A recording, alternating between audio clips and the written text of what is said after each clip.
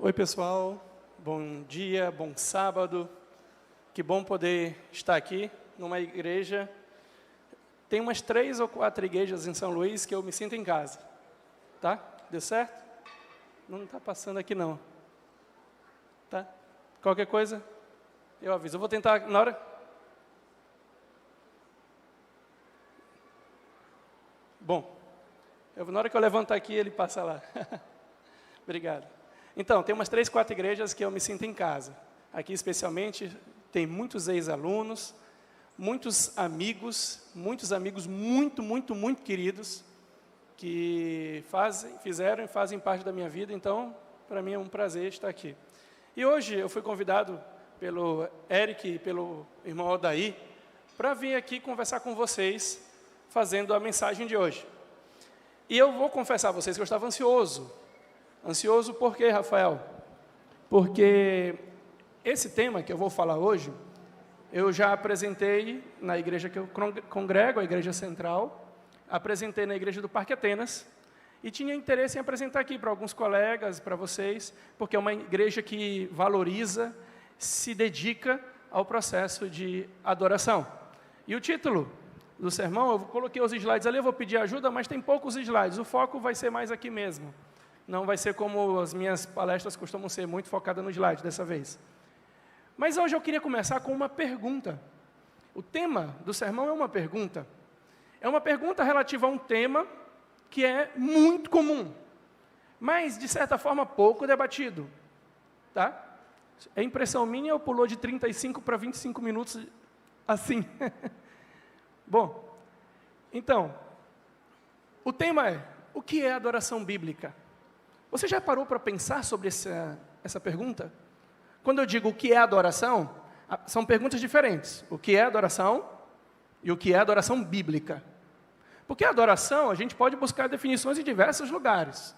Mas aqui, como cristãos adventistas do 7º dia, nós buscamos a definição bíblica. E eu gostaria de refletir com vocês, com esse público, na sua maioria jovens, sobre esse assunto. E para isso, pode passar lá, tá? Vou tentar levantar aqui, aí alguém puder ir passar. Eu queria começar pensando nesse texto. Olha que texto intrigante sobre adoração. Enquanto este ainda falava, veio outro e disse: teus filhos e tuas filhas estavam comendo e bebendo vinho em casa do irmão mais velho. E eis que, sobrevindo um grande vento do além do deserto, deu nos 4 cantos da casa, e ela caiu sobre os mancebos, os jovens, né? De sorte que morreram, e só eu escapei para trazer-te a novas. Primeiro, quem está falando aqui é um servo. Servo de quem? Alguém lembra? Do autor do livro, Jó. Um servo de Jó. Veio dar essa novidade. Incrível, né? Todos os teus filhos morreram.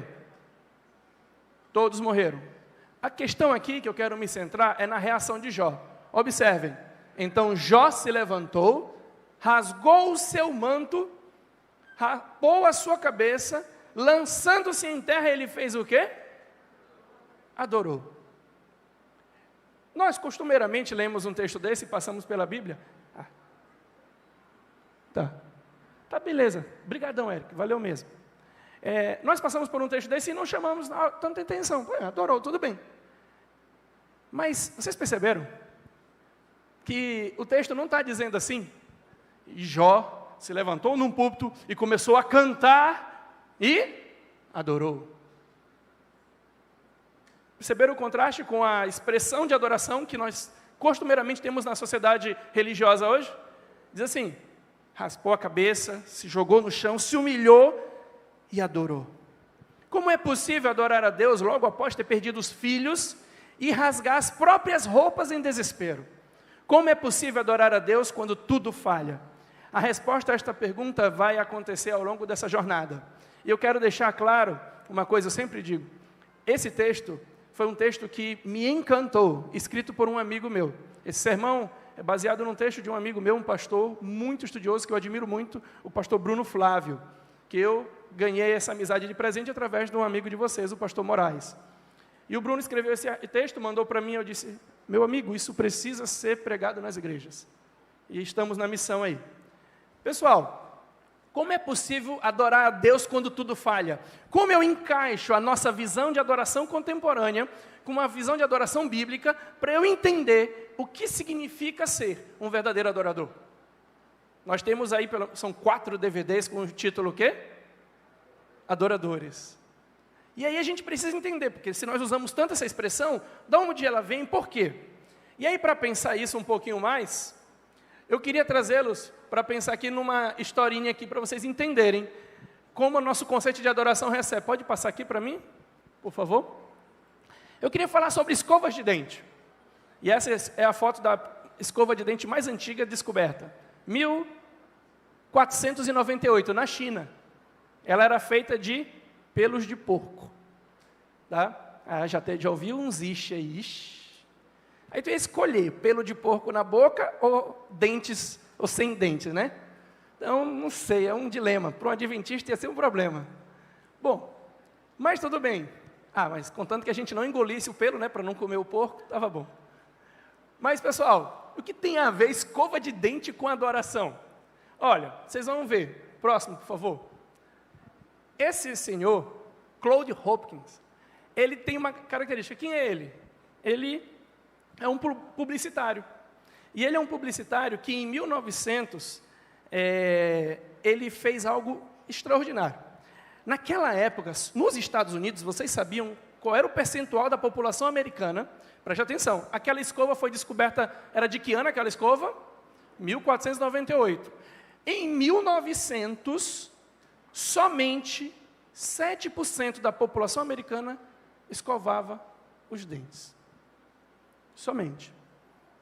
Então, como diz lá no interior, e como minha mãe falava para eu poder escovar os dentes, muito boca podre, né? Tinha muitos boca podre.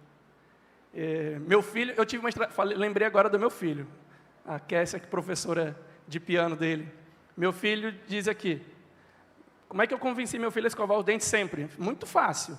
E comigo não tem história não. Como ele gosta de dizer, papai não tem pena. Eu peguei, filho, vem cá, vamos olhar o Google.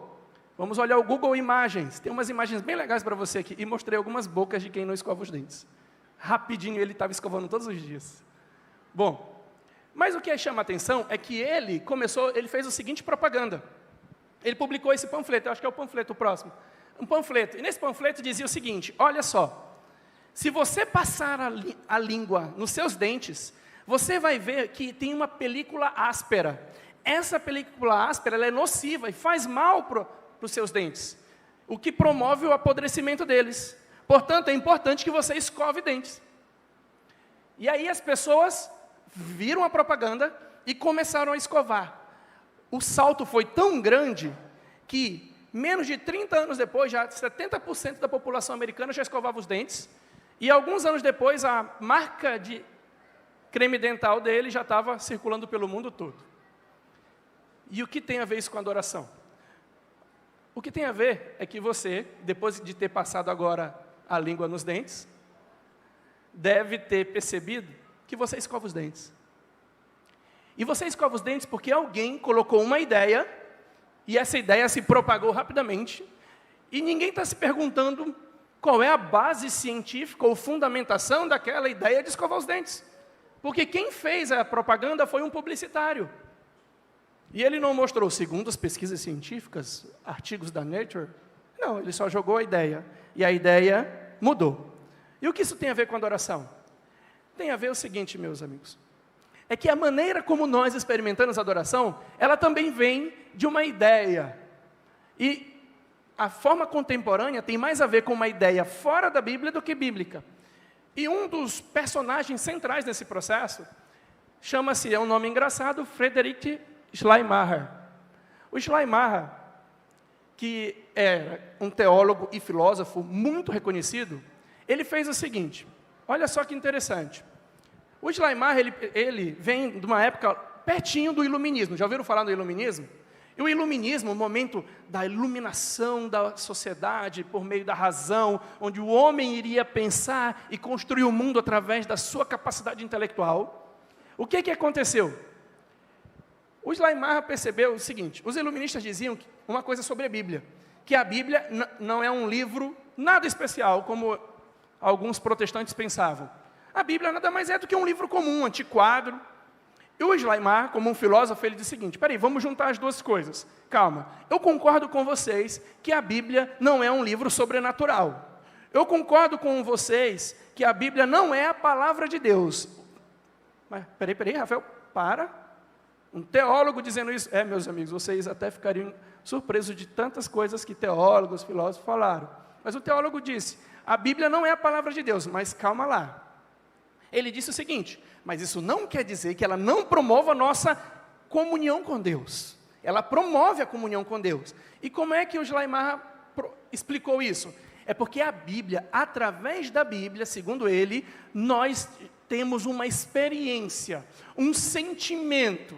E essa palavra sentimento é mais do que aquilo que a gente está acostumado, mas seria todo o conjunto de experiência que nós temos. Então a Bíblia, através da leitura da Bíblia, a gente tem uma experiência que nos coloca em contato com quem? Com Deus. A ideia nasceu e foi propagada. E ela não só foi propagada, ela foi assimilada. Então, quando você observa isso, daí em diante, a ênfase no processo de adorar a Deus, ela passou a ser algo mais buscando essa experiência, esse sentimento.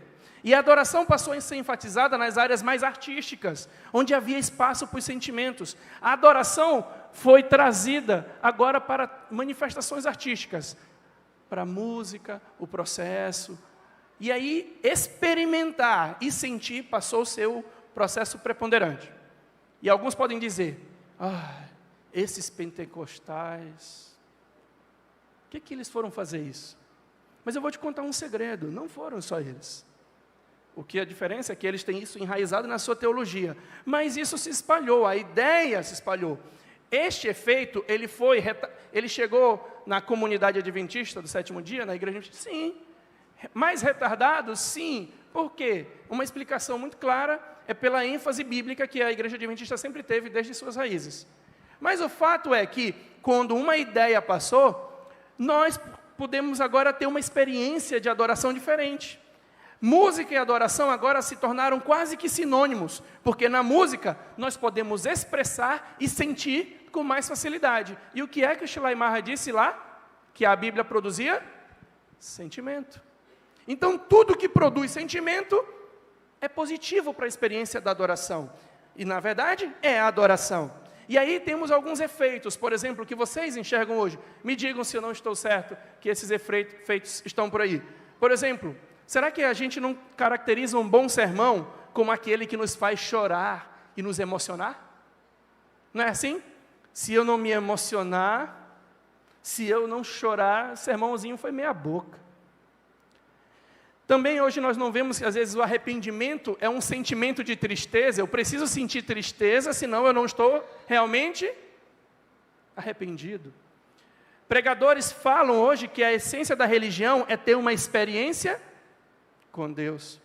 E a experiência de um culto, ela é mais valorizada que o seu conteúdo. O conteúdo, o que você aprende, o que você pensa. E aqui eu quero fazer uma ressalva.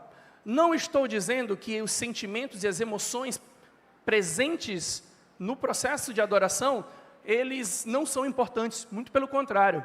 Se eu falasse o absurdo que a emoção não é importante, a gente teria que recortar o teu sistema límbico e jogar fora, e fazer de você uma máquina. Estou certo aí, os psicólogos teriam que fazer isso, né, Johanna?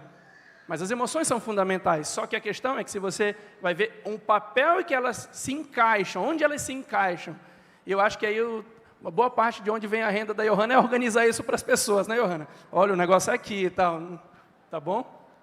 Então, pessoal, as emoções são importantes, mas a pergunta é, qual é o papel delas? E aí a gente precisa fazer a próxima pergunta, tudo bem, então a adoração contemporânea, ela tem mais a ver com uma ideia fora da Bíblia, mais filosófica do que bíblica, Rafael? Essa é a primeira declaração? Sim, meus amigos. E eu vou te contar um segredo, eu só falei do Schleiermacher, dá para falar de vários autores fortalecendo essa visão. Vários autores fortalecendo, mas aqui eu não quero fazer uma palestra acadêmica, aqui é uma palestra bíblica, um sermão bíblico.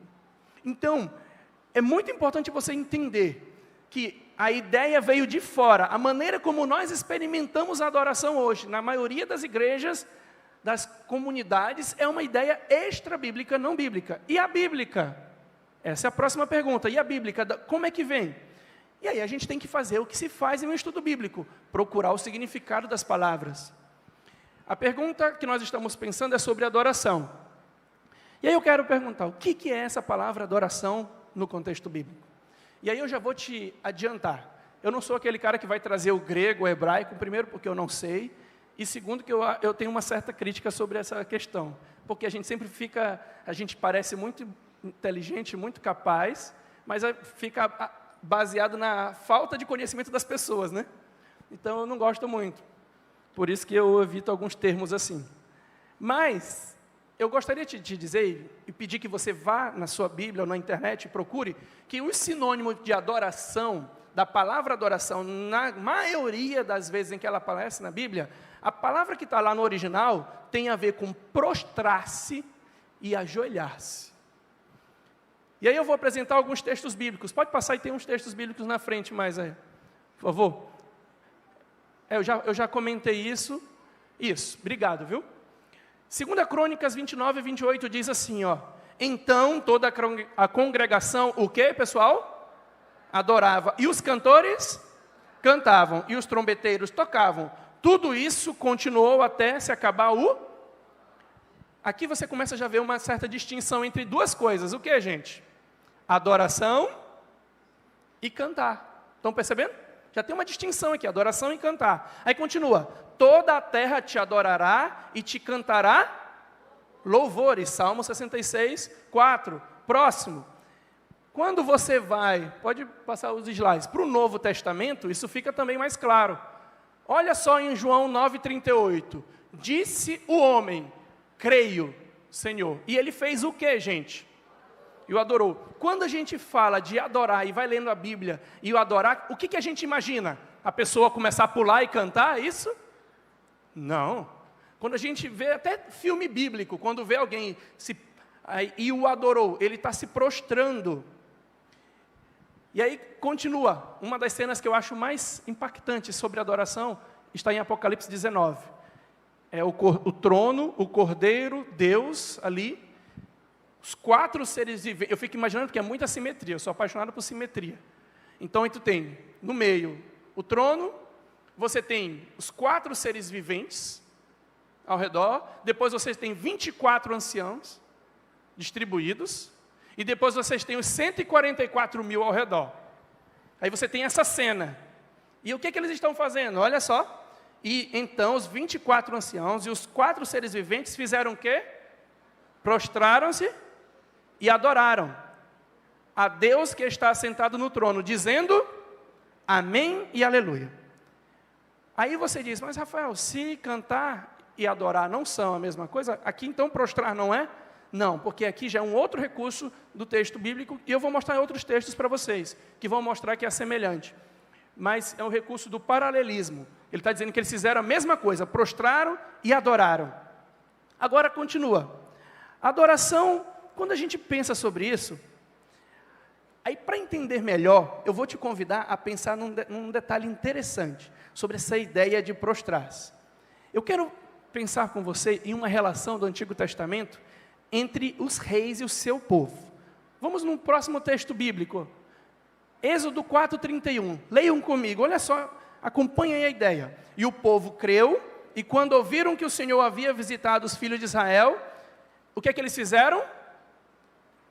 Inclinaram-se e adoraram.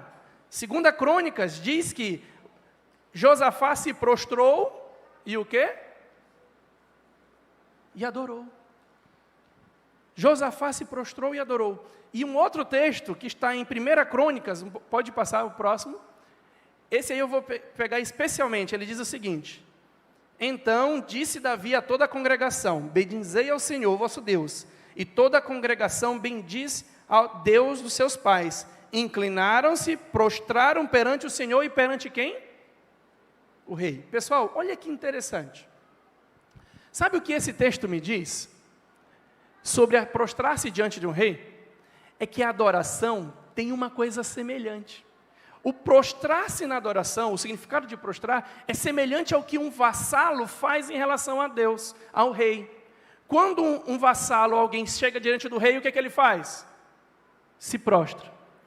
E quando a gente vai adorar a Deus, o que é que a gente faz? Se prostra. E aí, Rafael, o que você quer concluir com isso? É que a gente tem que fazer uma pergunta. Ou eu devo tratar Deus semelhante a um tratamento a um rei, ou eu tenho que tratar o rei semelhante a como eu trato Deus. Só que essa segunda opção é um problema, porque isso chama-se o quê? Idolatria. Se eu vou adorar um homem como Deus, eu estou cometendo idolatria. O que é que nós aprendemos aqui com esses textos? É que essa postura submissa, essa postura de prostrar-se diante de Deus, é exatamente o que significa adoração. Se entendermos que a adoração a Deus é cantar, dar glórias ou se derramar emocionalmente, podemos fazer isso com toda a sinceridade do coração, mas mesmo assim viver uma vida que não seja submissa. E aí tem o dilema da adoração contemporânea com a adoração bíblica. Na adoração bíblica, adorar é se submeter, é se prostrar. Na adoração contemporânea, adorar é o êxtase, é a emoção, é o sentimento. Só que você consegue ter sentimentos e emoções e não ser submisso. E aí eu consigo ter sentimentos e emoções e não estar fazendo o que com Deus? Adorando, porque adorar é prostrar-se. Não entendi. Sim, entendeu? Eu vou te mostrar que você entendeu. Dá um exemplo aqui. Uma criança faz birra. Tá os pais lá. Os pais amam aquela criança? Estamos falando de uma família normal? Sim, amam, como eu amo meu filho, e estou disposto a fazer tudo que for para o melhor para ele.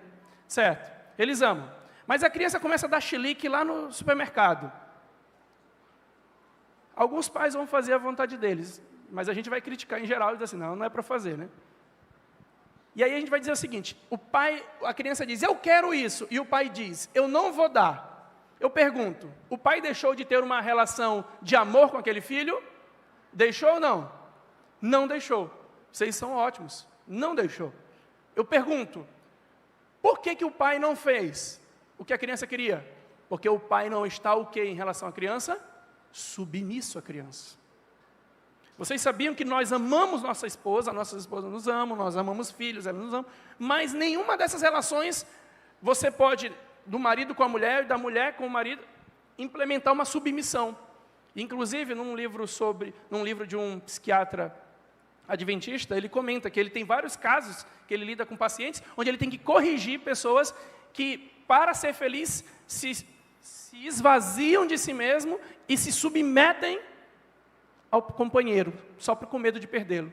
É um erro, porque a gente não pode perder a nossa identidade para o ser humano. Mas a Bíblia nos convida a perder essa identidade para quem?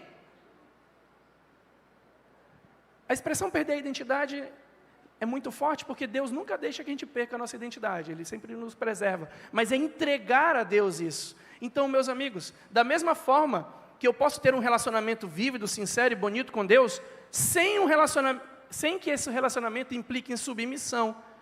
Então, às vezes, a gente pode vir aqui à igreja, você pode cantar com um lindo louvor que o caso ele produz, você pode ter uma experiência religiosa que te toma, que faz você chorar, e ainda assim sair por aquela porta e não ter adorado a Deus. E eu tenho um exemplo que para mim é muito prático. Como assim, Rafael? Novamente, vida 2. Você pode escrever 300 cartinhas. Eu te amo, você é especial para mim. Se na hora de deixar o futebol, tu não consegue parar o futebol para acompanhar ela. Se na hora de estar com os amigos, tu não pode sacrificar para fazer alguma coisa. As palavras são apenas manifestações externas que não correspondem a um ato de submissão interna. E assim pode acontecer com Deus. Nós podemos estar fazendo isso. Ou seja, nem todo que aceita a Deus entrará nos reinos do céu, mas sim aquele que faz a vontade de Deus. É isso que está escrito num texto bíblico, Mateus 7, 21. diz, nem todo que diz Senhor, Senhor, entrará no reino dos céus. Vocês estão percebendo aqui o conflito? Olha que interessante. Alguém está dizendo assim para vocês. Ele pode vir, gritar, cantar, Senhor, Senhor, nós te adoramos e tal. Mas se não faz a vontade de Deus, se não se prostra a Deus, se não pega a sua vida e rende a Deus, ele não está exercendo o que, pessoal? O que ele não está exercendo? Adoração. É muito importante nós descolarmos o nosso conceito de adoração desse conceito contemporâneo. A adoração, ela se faz ao longo da vida. A adoração se faz quando tu sai daqui, a adoração se faz em cada escolha. Por isso que Paulo diz lá em Romanos 12, 1 e 2, diz, transformai-vos pela renovação da vossa mente, para que experimenteis a boa, perfeita, agradável de Deus, e esse seja o vosso culto. A expressão culto racional é a ideia de que você entrega no altar de Deus a sua razão, não perdendo a razão, mas dizendo, as minhas escolhas serão submissas à vontade de Deus. Eu posso estar afim de fazer isso, eu posso ter desejo de fazer isso, mas eu não vou fazer, elas estão submissas. Como é que a Bíblia chama isso? Adoração. Todos nós somos adoradores, todos nós. Ei, só uma pergunta aqui, vocês nunca se perguntaram, por que Jesus diz que Satanás é o príncipe deste mundo? Vocês têm um texto bíblico lá que diz assim, lá vem o príncipe deste mundo. Quem criou esse mundo? Deus. Deus deu o domínio desse mundo para quem? Adão. E como é que Jesus chama Satanás de príncipe desse mundo? O que aconteceu? Vocês viram por acaso Adão fazendo um altar de pedras para a serpente? Vocês viram na Bíblia, lá em Gênesis? Alguém já viu essa cena? Adão chegando assim, está aqui, ó, um altar para a serpente, desculpa, às vezes essa é a minha forma de explicar, então se parecer um pouco provocativa, é assim mesmo. Você viu Adão fazendo isso? Não. Mas só que Adão fez uma coisa que realmente significa que ele adorou a serpente. E não foi cantar para a serpente, não foi ir para um altar para a serpente. Foi o que Adão fez? Submeteu-se à vontade da serpente. E isso foi a adoração onde ele transferiu a autoridade dele para Satanás. Por isso que Satanás se torna o príncipe deste mundo. Todas as vezes, meus amigos, que vocês se submetem a algo, a alguém, a uma filosofia, a uma ideologia, a uma forma de pensar, a uma maneira de agir, vocês estão escolhendo para vocês, sabe quem? Um Deus. Estão adorando. Biblicamente vocês estão adorando. E todos nós somos adoradores. É tão fato que nós somos adoradores que pouca gente sabe, mas vocês sabiam que existe uma igreja na Inglaterra de ateus? Existe uma igreja de ateus, eles se reúnem, eles cantam e tal, e fazem uma adoração lá. E aí você diz, por quê? Como é que é isso? Que loucura é essa? Simples. E tem um neurocientista extremamente crítico do cristianismo, ateu, ele diz, tá certo, porque, segundo ele, a adoração e essas manifestações religiosas estão inerentes ao ser humano. Então tem que dar vazão a isso? Pode dar, vai lá louvar, mesmo que seja para alguém que não existe. Nós somos adoradores. A pergunta é, de quem? A quem nós nos submetemos? Você vai adorar quando os seus sentimentos forem contrários a isso? Você vai adorar quando, como Jó, perdeu os seus filhos e você vai continuar se submetendo a Deus? Quando você perdeu o emprego, você vai continuar se prostrando diante de Deus? Ou você vai só fazer isso quando os sentimentos forem legais? Que tipo de adoração você vai ter? E a última pergunta que eu gosto de fazer, e a resposta o pessoal costuma ficar um pouco surpreso, você já se perguntou, então, por que Deus me pede adoração?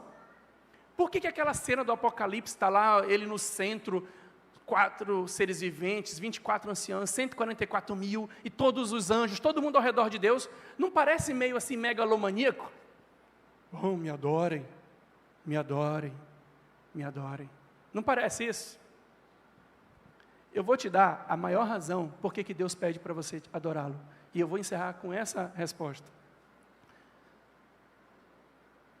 Deus é o quê? 1 João 4,8. Deus é o quê? Amor. E nós somos o quê? Vê se vocês juntam as peças. O oposto disso. Depois do pecado, nós somos o oposto disso, nós somos o egoísmo. Mas um Deus amor quer curar aqueles que são egoístas. Como é que a gente cura alguém assim? Como a gente resolve esse dilema? Como é que Deus cura pessoas egoístas? Ou evita que outros se tornem egoístas? Bem simples. Quer ensinar alguém alguma coisa? Como é que a gente faz? Traz para junto de si, caminha junto. Aí quando tu caminha junto, tu vai ver que aquela pessoa com o tempo vai ficando o quê? Cada vez mais o quê? Parecida com você. Quantos irmãos, pai e mãe, marido e mulher, já olharam para uma coisa, sorriram e o outro correspondeu igualzinho? Pensou a mesma coisa. Sabe por quê? Porque com o tempo vocês vão ficando iguais. Quando Deus te convida para adorar, é porque vai acontecer algo maravilhoso com você. Você vai ficar, e quê? Igual a Ele. Então, meu amigo, se prostrar diante de Deus é um exercício de se tornar semelhante a Ele. Que Deus nos ajude a viver a adoração bíblica e não a contemporânea. Tá bom? Teremos uma mensagem musical agora para encerramento. Obrigado.